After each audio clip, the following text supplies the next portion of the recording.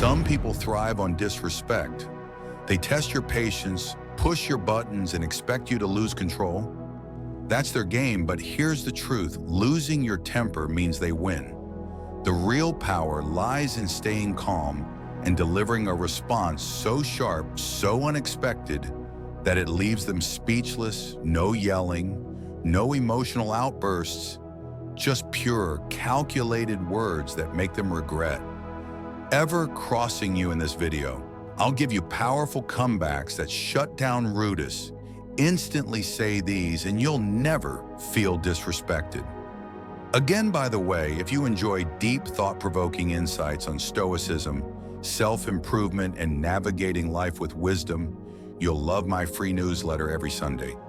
I share powerful lessons, controversial truths, and practical strategies to help you level up, all for free. Want to join? Sign up using the link below and start receiving value-packed content straight to your inbox every week. And if you're a brand looking to sponsor my content and reach a highly engaged audience, feel free to reach out via my email in the description. Let's create something impactful together. One, you're entitled to your opinion, and I'm entitled to ignore it.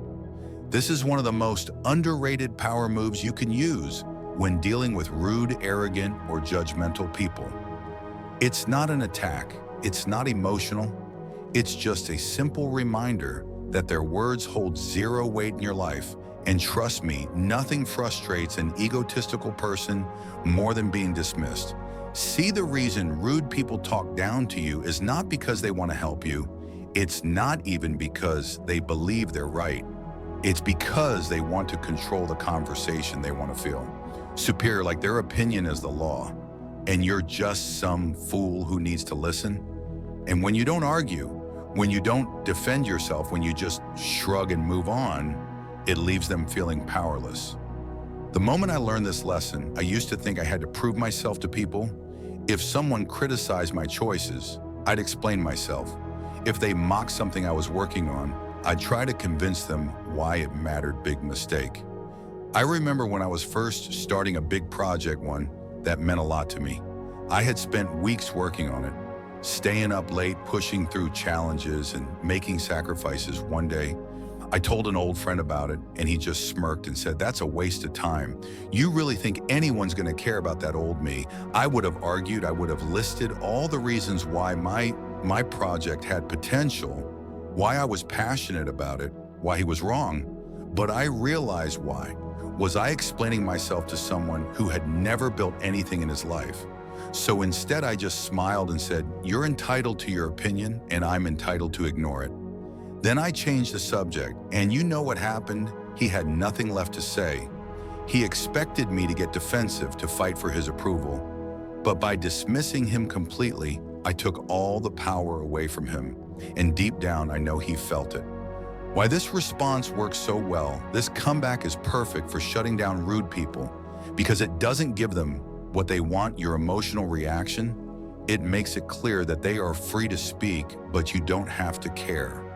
You are not seeking their validation. Their words don't shake your confidence. People hate feeling ignored, especially when they're trying to put you down. That's why this response is so effective. It instantly makes them realize that their opinion is irrelevant to you. And that's the worst thing you can do to someone who thinks they're important. When to use this response when someone mocks your career path or goals, maybe you're chasing something unconventional. People love to say, "That won't work." Just smile SM and say you're entitled to your opinion, and I'm entitled to ignore it. When a toxic family member judges your choices, sometimes it's parents, siblings, or relatives who think they have a say in your life. Just remind them you're entitled to your opinion, and I'm entitled to ignore it.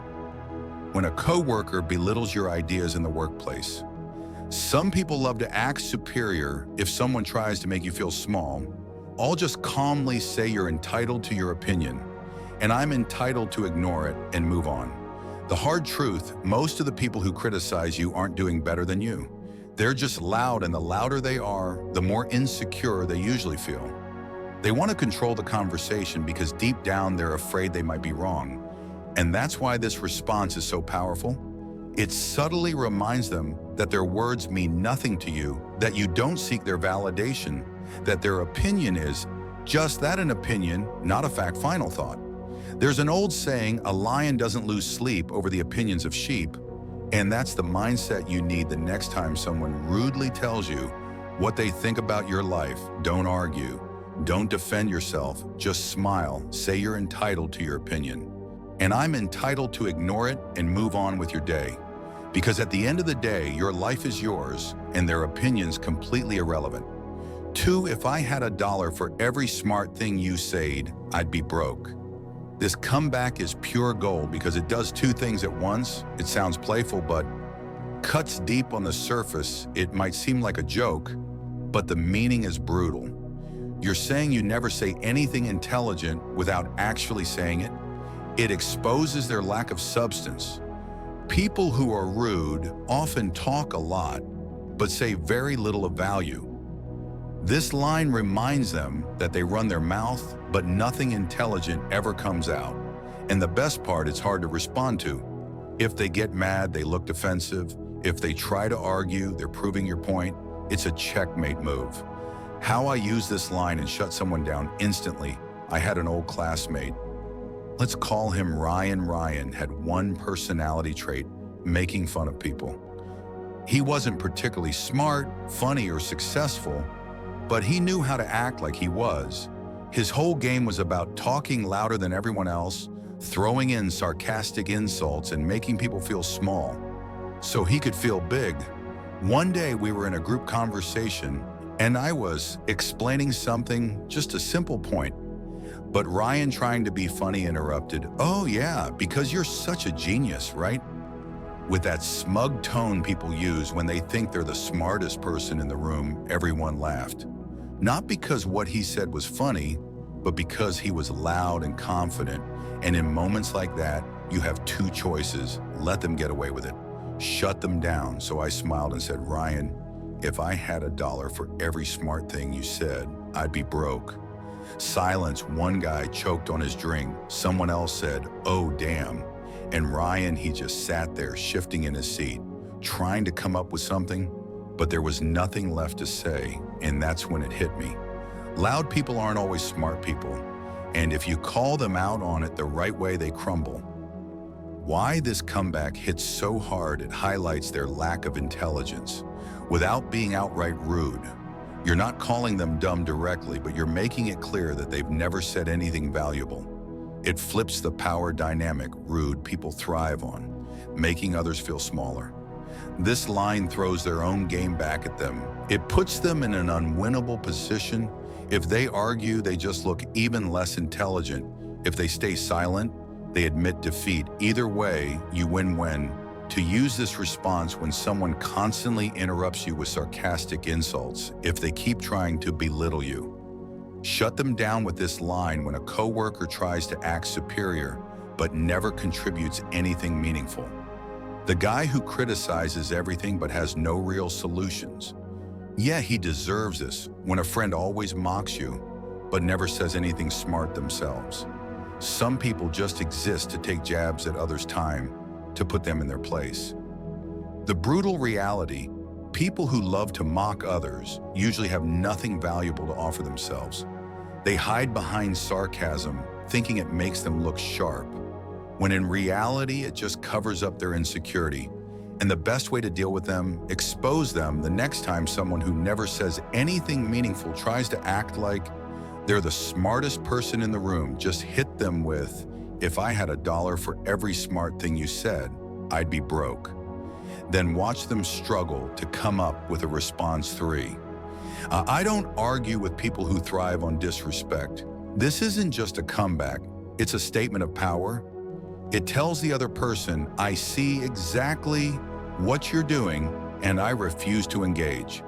Because let's be real, some people aren't looking for a discussion. They don't want an exchange of ideas, a debate, or even a resolution. They just want to stir the pot, belittle others, and make themselves feel superior. These are the types of people who never listen. They just wait for their turn to talk. Turn every disagreement into a personal attack. You could say, "I prefer tea over coffee," and they'll take it as an insult act. Like being rude is a personality trait they love. Phrases like, "I'm just brutally honest," when in reality they're just brutal. So why waste energy? Why argue with someone who doesn't even respect you? To begin with, how I used this line and walked away. Victorious a while back, I had a coworker, let's call him Jake. Now, Jake wasn't just rude. He thrived on being disrespectful. It wasn't enough for him to disagree with people. He had to make them feel small while doing it. He talked over people in meetings, shot down ideas without offering any of his own, and loved throwing passive-aggressive insults whenever possible. One day during a team discussion, I shared a suggestion. Nothing crazy, just an idea to improve a workflow. But before I could even finish my thought, Jake rolled his eyes and said, "Yeah, because you're such an expert, right?" It was condescending, dismissive, and completely unnecessary. Now, a few years ago, I might have taken the bait. I would have tried to justify myself, explain my reasoning, or even snap back. But that day, I wasn't playing his game. So I leaned back, looked at him, and simply said, "I don't argue with people who thrive on disrespect." And then I went silent. The room went quiet. Everyone was waiting for Jake to respond, but he had nothing. What could he say if he kept going? He'd only prove me right. If he tried to backpedal, he'd look weak. He sat there fidgeting, trying to come up with a comeback, but there wasn't one. The best part after that moment, he never tried that nonsense with me again. Why this line is so powerful, it calls out their behavior without engaging in it. You're not insulting them, you're describing them, and that's way more painful. It removes their control. People like this thrive on reactions. When you don't give them one, they lose it, makes them rethink their actions. Whether they admit it or not, you've just put a mirror in front of them when to use this response.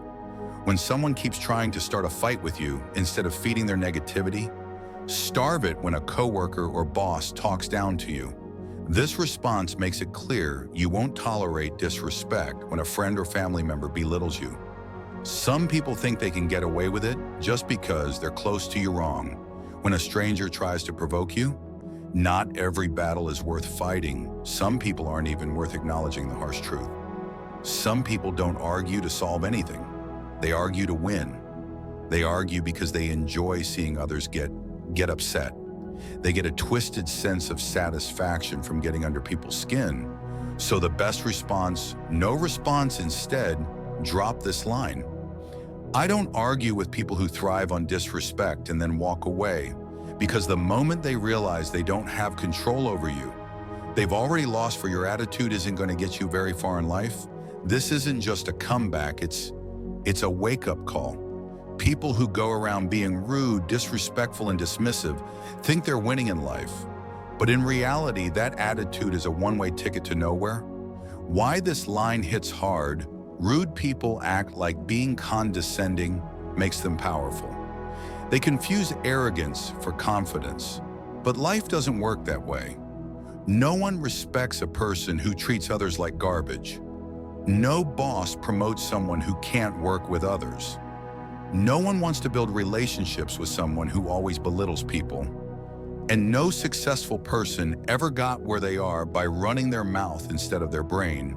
So when you say your attitude isn't going to get you very far in life, you're not just shutting them down, you're exposing their future failure.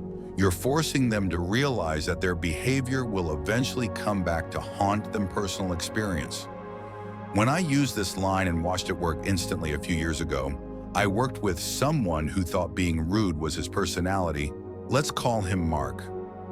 Mark had a habit of talking down to everyone. If you made a mistake, he'd roll his eyes instead of helping. If you had an idea, he'd shut it down before even listening. He was the kind of guy who thought making others feel small would make him look bigger. One day he snapped at a coworker during a meeting.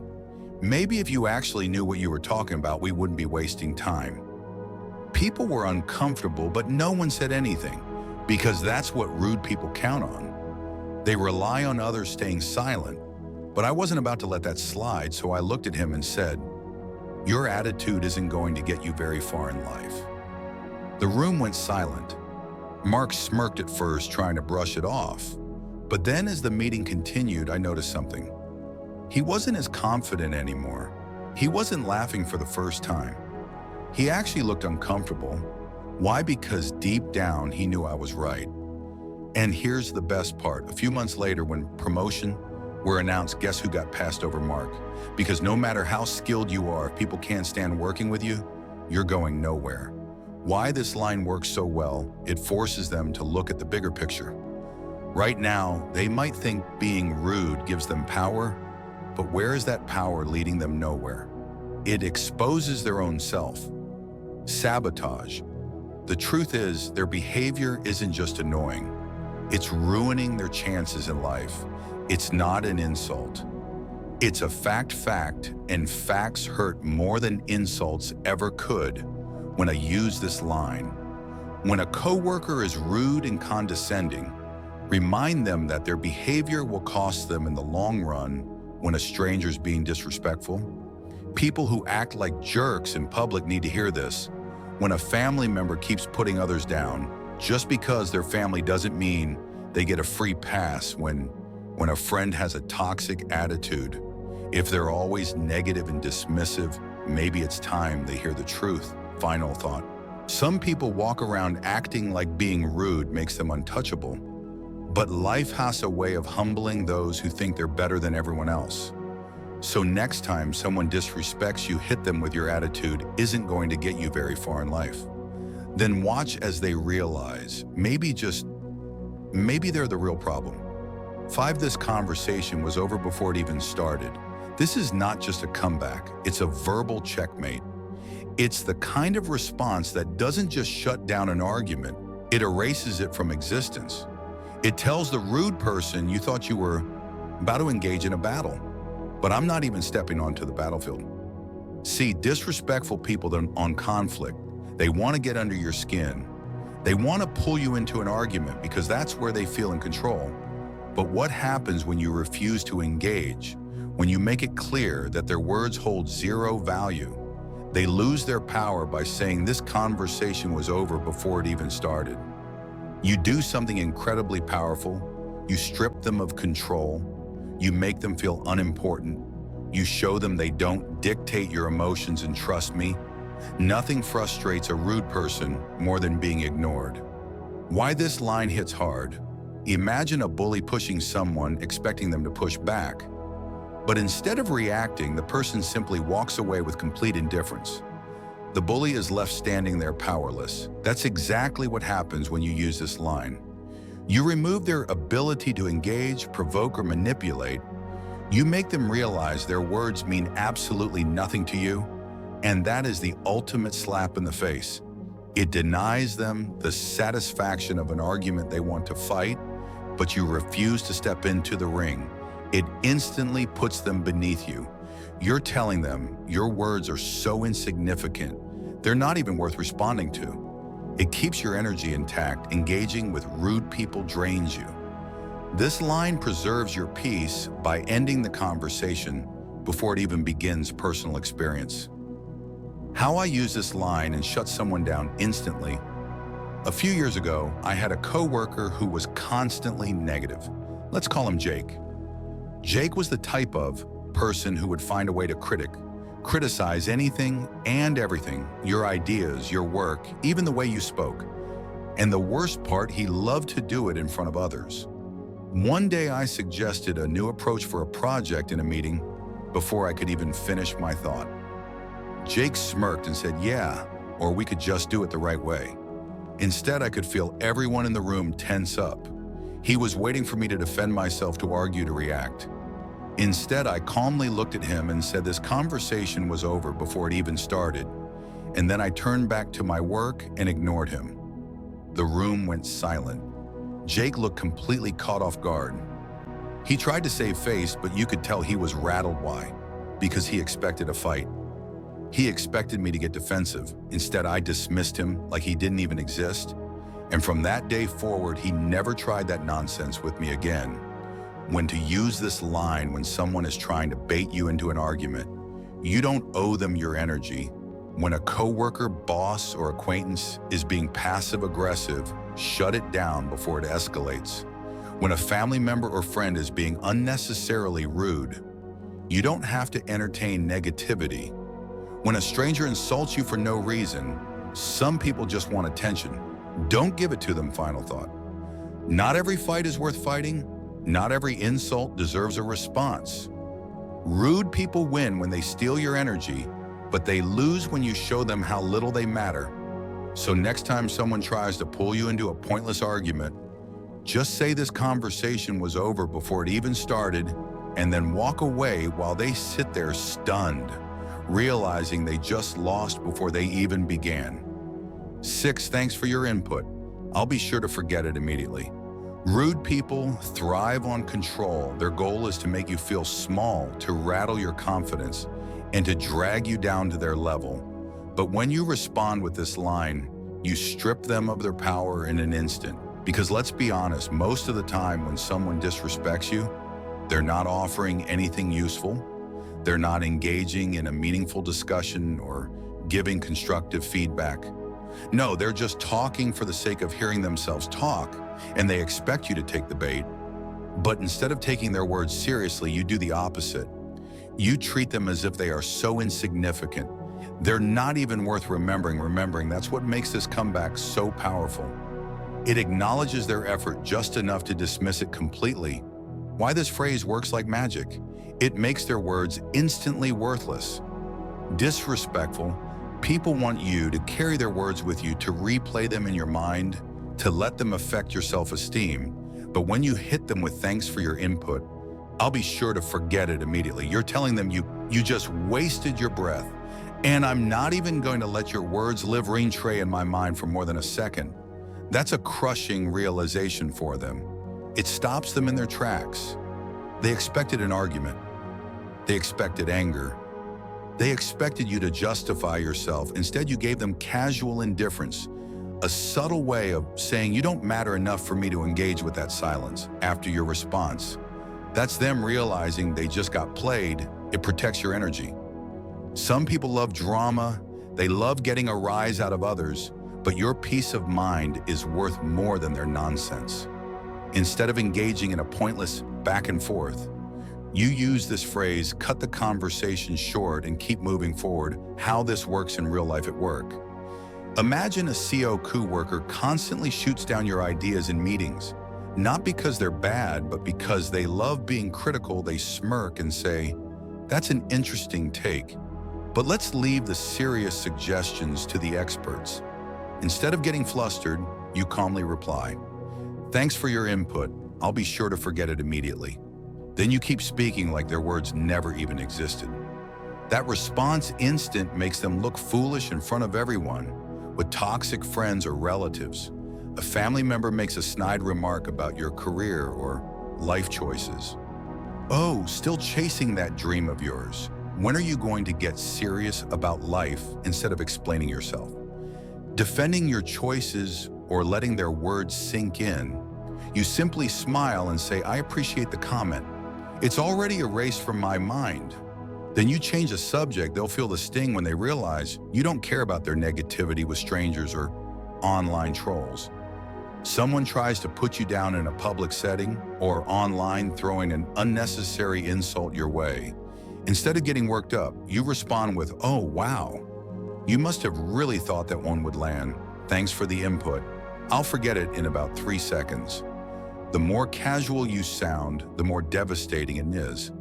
The psychological power behind this response, rude. People operate on a very simple formula. They throw an insult. You react emotionally. They feel powerful. But when you respond with effortless dismissal, you break their entire system. You take away their reward. You remind them that their words hold zero weight in your world. 7, you seem really dedicated to making a fool of yourself. Some people just can't help themselves. They live for drama, conflict, and pointless arguments. It's like they wake up every morning, look in the mirror and think, "How can I embarrass myself today?" This comeback is brutal because it flips the script. They thought they were making you look bad. But now you've just exposed the reality. They're only embarrassing themselves. And the worst part, they don't even realize it. Why this response hits hard, it forces self-reflection. Even if they won't admit it when someone is being rude, they expect you to be defensive or upset. But this line makes them stop and think, wait, am I actually making a fool of myself? Even if their ego won't let them. Admit it, the seed has been planted. It shifts the attention back on them. Instead of defending yourself, you've now made them the center of attention in the worst way possible. If others are around, they'll start noticing how ridiculous this person is acting. Now the rude person is forced to either backpedal or double down on their foolishness, which only proves your point. It puts you in control. You're not angry. You're not flustered. You're calm, observant, and calling them out in a way that makes them look like the fool, not you. And the best part, you're doing it without breaking a sweat. How to use this in real life at work. Imagine a coworker keeps interrupting you during a meeting, rolling their eyes or making snarky comments instead of getting frustrated. You pause, look at them and say, with a slight smirk, you seem really dedicated to making a fool of yourself. And then you move on like they don't exist now. They either sit there in awkward silence or try to defend themselves, which only makes them look worse with a toxic friend or family member. A so-called friend keeps throwing passive-aggressive insults your way, trying to get under your skin. Maybe they say something like, wow, you actually did something right. For once, you don't flinch. You just chuckle and say, you seem really dedicated to making a fool of yourself. And then you keep enjoying your day, while they sit there realizing they just played themselves with a stranger or online troll. Someone's being obnoxious in public or on social media, trying to drag you into their nonsense instead of engaging you. Hit them with, you seem really dedicated to making a fool of yourself. Keep up the hard work. Then you either walk away or log off, leaving them to deal with the weight of their own stupidity. The psychology behind this response. Most rude people don't actually think they're being foolish. They think they're being clever, dominant, or winning the interaction. But when you call out their behavior for what it really is, you force them to face an uncomfortable truth. They're embarrassing themselves and everyone can see it. That's what makes this so effective. It doesn't just shut them down, it makes them second-guess themselves every time they try to act like a fool again. And that's real power at the end of the day. Dealing with rude people isn't about out-insulting them, it's about outclassing them. You don't need to raise your voice. You don't need to argue. You don't even need to take them seriously, because here's the truth. Disrespect only works when you let it get to you. But when you stay calm, throw back a sharp response, and walk away, like their words meant nothing, that's when they feel the sting. That's when they realize they wasted their energy trying to bring you down only to end up embarrassing themselves. So the next time someone disrespects you, remember you have the power to make them regret it, not by stooping to their level, but by making it clear that their words are meaningless to you.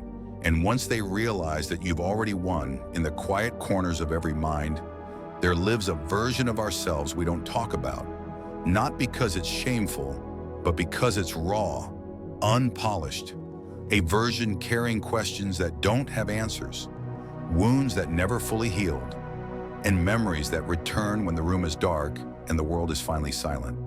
This version doesn't wear masks. It doesn't perform. It just is, aching, searching, trying to hold together all the broken pieces and still walk like the world isn't watching.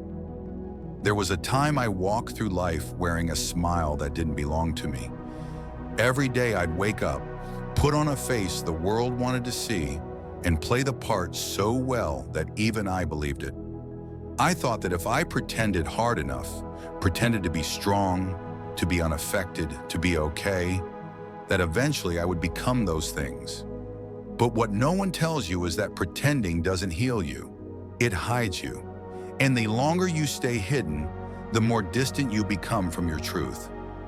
I remember sitting in a room full of people, laughing, talking, exchanging stories, and yet feeling like I was a world away. Like there was a glass wall between me and everyone else. I could see them, hear them, even touch them, but I couldn't feel anything real. I had become so used to bottling everything up, to keeping my guard high, that I forgot what connection even felt like. I wasn't living, I was performing, and I had no idea how to stop. But there comes a moment, a quiet, often painful moment, when the act begins to crumble, when the weight of your own silence becomes heavier than the judgment you fear from speaking. Mine came late one night when the lights were off and the mask had finally slipped. I stared at the ceiling, feeling the pressure build in my chest, and realized I couldn't keep living like this. That if I didn't let it out, if I didn't face myself, I would slowly disappear. So I began to sit with it, the discomfort, the truth, the grief I had buried under productivity, under fake smiles, under "I'm fine."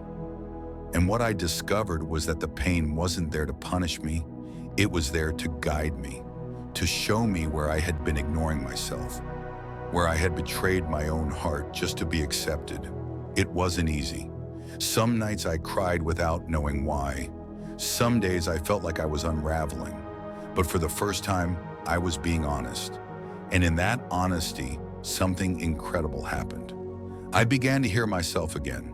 Not the version molded by fear or shaped by expectations, but the real voice, quiet, shaky, but real. It whispered truths I had long forgotten, that I was enough, that I didn't have to prove my worth through sacrifice, that I could exist without constantly performing, that being soft didn't make me weak, and being open didn't make me foolish. I stopped chasing approval. I stopped explaining myself to people who had no intention of understanding me. I stopped trying to hold everything together for everyone else and started holding space for myself. And it wasn't dramatic. It wasn't some grand awakening. It was slow, gentle, like learning to breathe again after holding your breath for years. But the world doesn't always welcome your healing. Not when it means you stop playing the role they assigned you. When you begin setting boundaries, people will call you cold. When you start saying no, they'll say you've changed. And when you choose yourself, some will act like you betrayed them. But that's not your burden, that's theirs. Because the truth is, you never owed them the parts of yourself that kept you empty. There's a quiet kind of power in choosing peace over performance, in walking away without making a scene, in standing your ground without needing to justify it. It's the power that comes from knowing who you are, really knowing. Not because someone told you, but because you sat with yourself in the dark long enough to remember. And when you carry that kind of knowing, you move differently. You speak differently. You don't seek validation in rooms that never saw your value. You don't chase love from people who confuse attachment with affection. You don't lose sleep over being misunderstood. Because you're no longer trying to be seen. You're trying to be whole. I used to believe that healing meant becoming unbreakable. That if I worked hard enough, built enough walls, gained enough wisdom, I could protect myself from ever hurting again. But that's not healing. That's fear disguised as strength. Real healing is messy. It's letting the hurt surface so it can leave. It's crying over things you thought you were done with. It's facing your patterns and realizing that survival isn't the same as living. And sometimes healing means saying goodbye to versions of yourself that kept you safe. The people pleaser, the perfectionist, the silent one. They served you once. They helped you get through the chapters where safety mattered more than truth. But now you don't need them anymore. Now you're strong enough to be seen without hiding, to speak without fear, to love without losing yourself in the process. It doesn't happen all at once. Some days you'll feel like you've made progress. Other days you'll feel like you're starting from scratch. But even on the messy days, you're growing. Even when it feels like nothing's changing, something inside you is shifting. You're becoming softer in the right places, stronger in the right ways. You're learning to stay with yourself through the discomfort, through the doubts, through the silence, And one day you'll wake up and realize that the voice in your head isn't so cruel anymore, that your body feels less tense, that your heart doesn't ache the way it used to. Not because everything is perfect, but because you finally stopped running. You stopped performing. You stopped hiding. You came home to yourself. And that home? It's sacred. It's not built from perfection. It's built from truth, from tears cried in secret, from choices made in quiet courage, from the decision to show up again and again, even when you'd rather disappear. It's built from all the times you held your own hand when no one else would. This is the journey, not a straight line, not a quick fix, but a return, a remembrance, a rising. There's a sacred kind of silence that arrives when you stop forcing things, when you no longer chase people who pull away, when you no longer argue to be heard in rooms that were never built for your voice, when you no longer beg for the love that should have been freely given. That silence is not emptiness, it's clarity. It's the sound of your soul finally exhaling after being drowned out by the noise of your survival. It's the moment you realize that the absence of chaos is not loneliness, it's freedom. For the longest time, I thought keeping people around was a sign of strength, that forgiveness without boundaries was noble, that enduring pain without complaint was maturity. But what I didn't see then is that every time I allowed disrespect to slip past unchallenged, every time I stayed silent in the name of peace, every time I said yes with a trembling voice and a clenched heart, I was telling myself I didn't matter, that my voice was less important, that my needs could wait, that as long as others were comfortable, my own discomfort was justified. But there comes a day when the ache inside you becomes louder than the voice you keep silencing. A moment when your soul no longer allows you to betray yourself in the name of love or acceptance. That's the day everything changes. Not because you become cold or distant, but because you finally see the cost of abandoning yourself. And once you see that, you can't unsee it. You start noticing the patterns. How often you say, "It's okay," when it clearly isn't. How quickly you shrink when someone challenges your truth. How often you over-explain just to feel heard, just to feel valid, and then you pause, you breathe, and for the first time, you let that breath carry weight. You let it root you. Because the truth is, you don't owe anyone access to the parts of you they've handled carelessly. You start saying no, not out of anger, but out of clarity. You stop entertaining conversations that leave you feeling small. You stop responding to texts that reopen wounds. You stop waiting for closure from people who were never capable of giving it. And instead, you give it to yourself. You close the chapter without a final page. You walk away without slamming the door. You heal without needing an apology. That's real power. That's healing in motion. And yes, some people won't understand this version of you. They were comfortable with the version that didn't push back, that laughed when they crossed the line, that stayed silent while bleeding internally.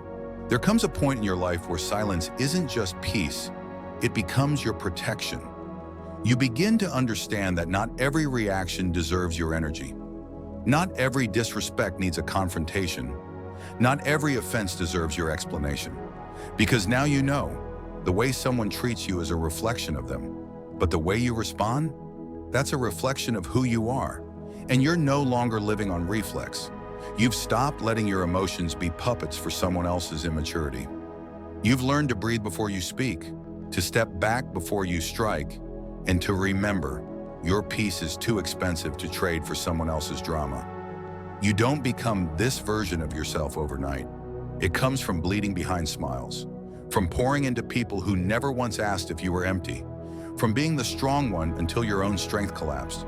You reach this place after years of being the one who forgave first, who reached out first, who stayed longer than they should have.